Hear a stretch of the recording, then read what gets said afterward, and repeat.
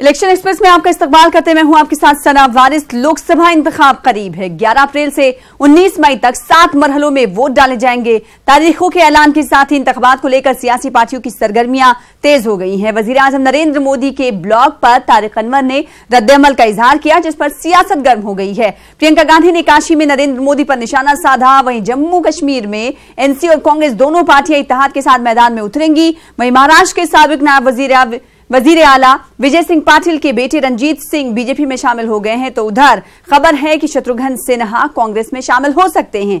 Election express में हम रोज बरोज होने वाली इलेक्शन की सरगर्मियों से आपको करते हैं बाखबर। तो चलिए शुरू करते हैं इलेक्शन एक्सप्रेस।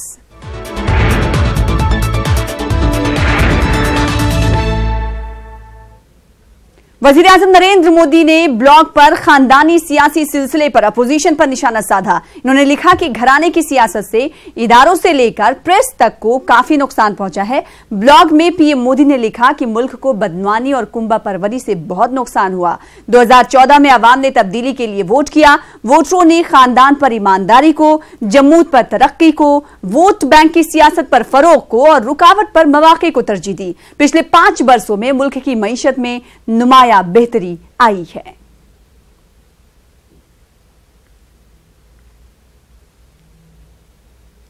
तो घराने की सियासत पर वजीर आजम के ब्लॉग पर कांग्रेस लीडर तारिक अनवर ने सख्त अंदाज में तबसरा किया। उनका कहना है कि पेशे में लोग अपनी नस्ल को आगे बढ़ाते हैं। तारिक अनवर ने कहा कि पीएम मोदी की कोई नस्ल नहीं है, इसलिए वो ऐसी बातें कर रहे हैं। इनके बयान पर हंगामा बरपा हो गया। हमारे नुमाइंदे ने तारिक अनवर से बातचीत की।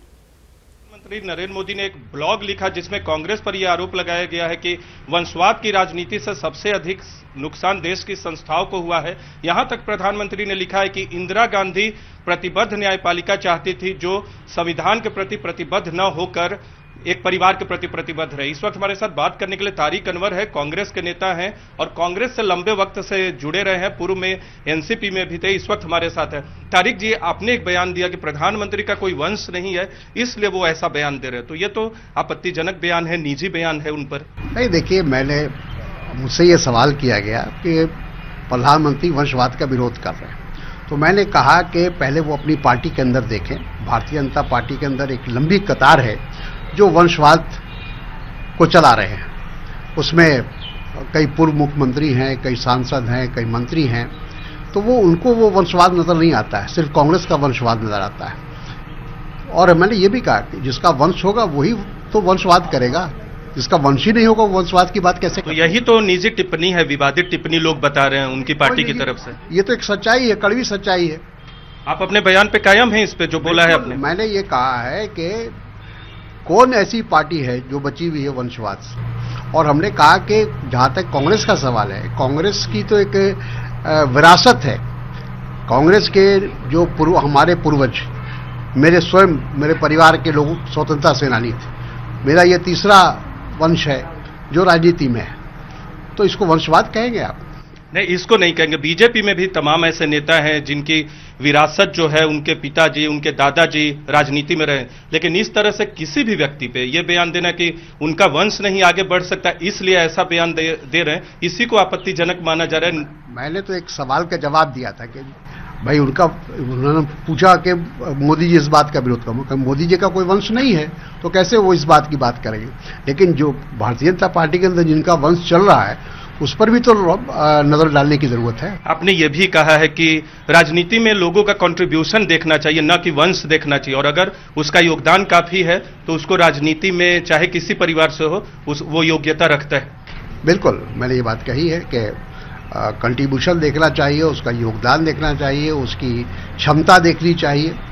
जाहिर है, सार्वजनिक जीवन में अगर कोई है तो उसका क्या योगदान है उसको लोग देखेंगे और तब उसके बाद ही कोई फैसला करेंगे। आपने जो बयान दिया, नहीं लगता कि आप पे भारतीय जनता पार्टी के प्रवक्ता, नेता हमला करेंगे? विपक्ष, सत्ता पक्ष को आप लोग पे हमला करने का एक मौका मिल जाएगा? नहीं, मेरा ख्याल है कि हमने कोई ऐसी आपत्तिजनक बात नहीं की है। उन्होंने जब कहा कि कांग्रेस वंशवाद को बढ़ावा दे रही है, तो मैंने उसी पर कहा। कांग्रेस की तो एक विरासत है, देश की आज़ादी से लेकर देश को बनाने में कांग्रेस का योगदान है, तो उसकी विरासत तो समझ में आती है। लेकिन जिनका कोई योगदान नहीं है, भारतीय जनता पार्टी हो या संघ परिवार हो, उसका कोई योगदान नहीं है देश के लिए, और उनके अंदर भी वंशवाद चल रहा है। जितने भी बड़े नेता हैं वो अपने वंश को चलाने की कोशिश कर रहे हैं, और मोदी जी अगर नहीं चला रहे तो उनकी मजबूरी है। एक सवाल और करूंगा, इंदिरा गांधी के साथ आप बहुत क्लोज थे, आपने बहुत नजदीक होकर उनके साथ काम किया है। इंदिरा गांधी के बारे में प्रधानमंत्री नरेंद्र मोदी ने कहा कि वो चाहती थी कि जुडिशियरी यानी न्यायपालिका जो है वो गांधी परिवार के प्रति प्रतिबद्ध रहे। देखिए, इंदिरा जी के बारे में अगर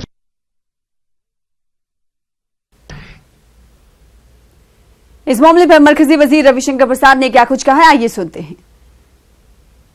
पर प्रधानमंत्री नरेंद्र मोदी के बयान के बाद कांग्रेस की प्रतिक्रिया आई है। बात करते हैं केंद्रीय मंत्री रविशंकर प्रसाद जी से।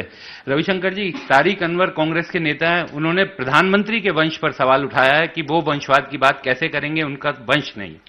ये बेबुनियाद और शर्मिंदगी भरे टिप्पणी पर मैं क्या बोलूं। कांग्रेस में दोबारा लौटने के बाद यही तारिक अनवर, जिन्होंने एक समय विदेशी मूल पर कांग्रेस पार्टी छोड़ी थी, याद है ना, आज वो दरबार संस्कृति में इतने लिप्त हो गए हैं। सर, कांग्रेस के कुछ नेता जो बीजेपी में वंशवाद परिवारवाद के लोग जुड़े हुए हैं, उन पर भी सवाल उठा रहे हैं कि बीजेपी और आरएसएस भी परिवारवाद को बढ़ावा दे रही है। अब देश को समर्पित करने वाली संस्था आरएसएस, जिसने देश की सांस्कृतिक एकता, अनुशासन, राष्ट्रभक्ति को कहां तक पहुंचाया, अब ऐसे लोग अगर उसको परिवारवाद मानते हैं तब तो मैं कहता हूं ईश्वर उनकी अकल को आशीर्वाद दे। लेकिन मोटी बात क्या है, हताशा दिखाई पड़ रही है, हार की चिंता, उसका भय, उसकी थकावट। तो इसलिए ये अनाप शनाप बेबुनियाद आरोप लगा रहे हैं। आगे बढ़ेंगे। प्रियंका गांधी ने काशी में वजीर आजम नरेंद्र मोदी पर जमकर निशाना साधा। प्रियंका गांधी ने कहा कि मुल्क को मनफी सियासत नहीं चाहिए। किसान, नौजवान समेत हर तबका सरकार से परेशान है। प्रियंका गांधी ने काशी के लोगों से सवाल किया कि 56 इंच का सीना कहां गायब हो गया। इन्होंने काशी के लोगों से सवाल उठाने की बात भी कही।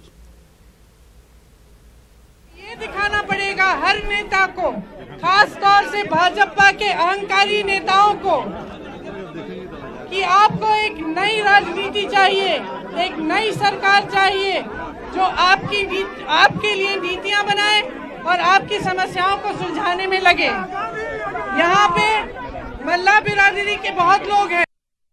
मैं रास्ते में बोर्ड पर बातचीत कर रही थी, जिनका कोई गुजारा नहीं होता। सरकार ने इतनी मदद नहीं की है उनकी नाव के लिए बीमा होना चाहिए, उनके रोजगार नियमित होने चाहिए।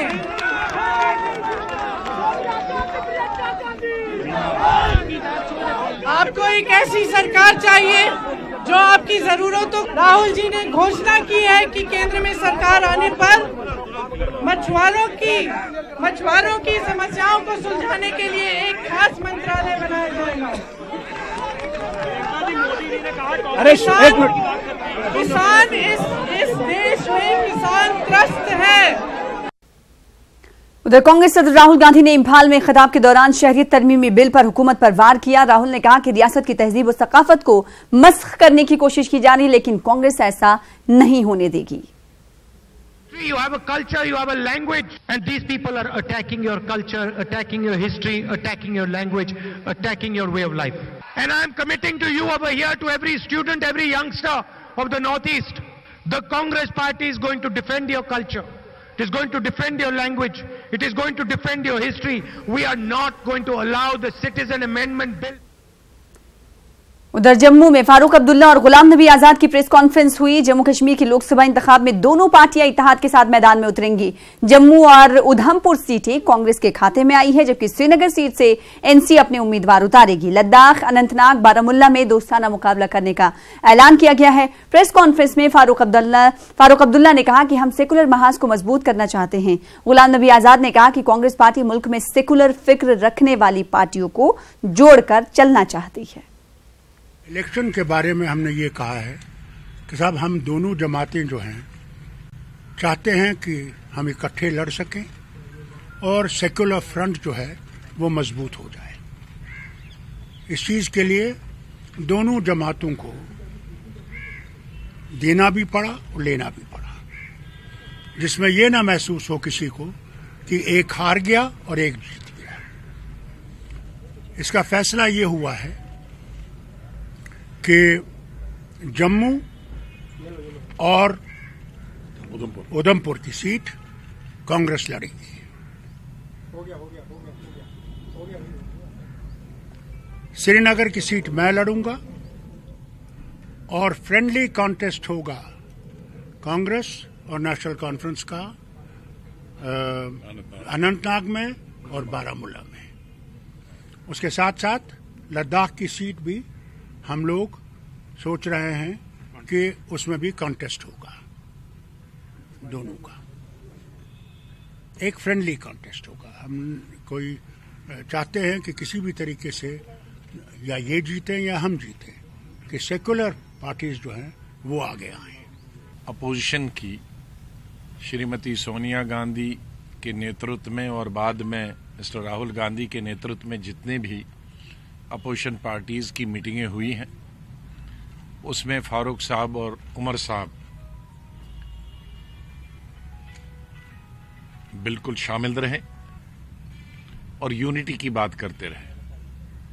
और देश के अनेक हिस्सों में भी, कलकत्ता से लेकर और बेंगलोर तक या बाकी हिस्सों में, जब भी विपक्ष की मीटिंगें हुई, यूनिटी की मीटिंगें हुई, तो फारूक अब्दुल्ला साहब और उमर अब्दुल्ला साहब ने हर वक्त ये प्रयास किया, ये कोशिश की कि नेशनल लेवल पे जितनी भी एक सोच के लोग हैं, सेकुलर सोच के लोग हैं, राष्ट्र की एकता और अखंडता में विश्वास करते हैं, वो एक हो जाए। तो उसके एक झलक का हमको आज जम्मू कश्मीर में नजर। बीएसपी सदर मायावती ने बड़ा ऐलान किया है। उन्होंने लोकसभा चुनाव नहीं लड़ने का फैसला किया है। वो इस बार लोकसभा चुनाव नहीं लड़ेंगी। दरअसल मायावती उम्मीदवारों की इंतखाबी तशहीर पर तवज्जो मरकूज करेंगी। बीजेपी की वर्तमान अहंकारी, निरंकुश, जातिवादी व सांप्रदायिक सरकार को उखाड़ फेंकने का तहिया करने के तहत ही यहाँ उत्तर प्रदेश में बसपा, सपा व आरएलडी का गठबंधन किया गया है।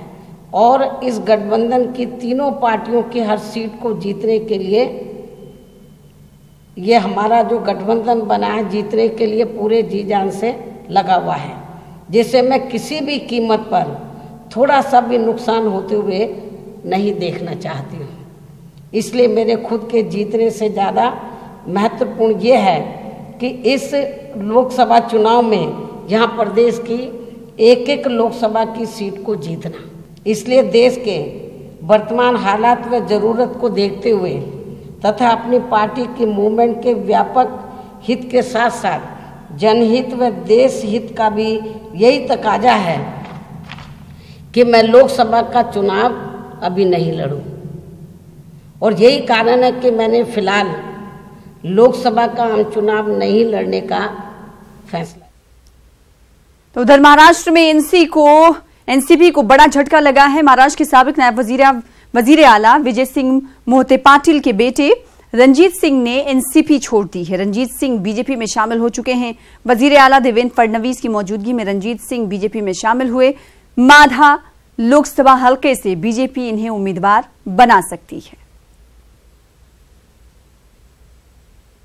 बिहार में अजीम इत्तेहाद में सीटों की तकसीम पर फाइनल मोहर लग चुकी है। खबर है कि इसका ऐलान 22 मार्च को पटना में किया जाएगा। होली के बाद अजीम इत्तेहाद के लीडर इसका ऐलान कर सकते हैं। बताया जा रहा है कि ऐलान के वक्त वजीर अजीम इत्तेहाद के तमाम बड़े लीडर्स मौजूद रहेंगे। खबरों के मुताबिक बिहार में कांग्रेस 9 से 10 सीटों पर इंतखाबात लड़ सकती है। उधर बिहार में बीजेपी को बड़ा झटका लग सकता है। बीजेपी लीडर शत्रुघ्न सिन्हा कांग्रेस में शामिल हो सकते हैं। पटना साहिब से कांग्रेस के टिकट पर इंतखाबात शत्रुघ्न सिन्हा लड़ सकते हैं। जराये के हवाले से खबर है कि 22 मार्च को पटना में अजीम इत्तेहाद की प्रेस कॉन्फ्रेंस के मौके पर कांग्रेस में शत्रुघ्न सिन्हा शामिल हो सकते हैं।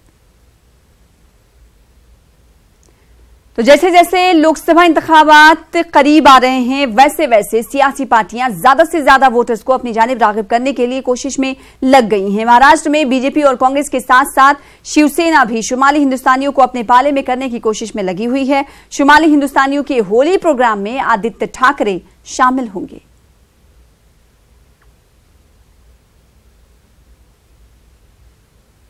राजस्थान में स्पेशल 25 की तलाश जारी है। स्पेशल 25 के लिए कांग्रेस और बीजेपी दोनों ही पार्टियां काफी मुहतात नजर आ रही हैं। कांग्रेस को भी तलाश है, बीजेपी को भी तलाश है। स्पेशल 25 के लिए तलाश, सर्च फॉर स्पेशल 25। जी हां, सुना आपने, जिताऊ उम्मीदवारों की कांग्रेस को भी तलाश है, जिताऊ उम्मीदवारों की बीजेपी को भी तलाश है।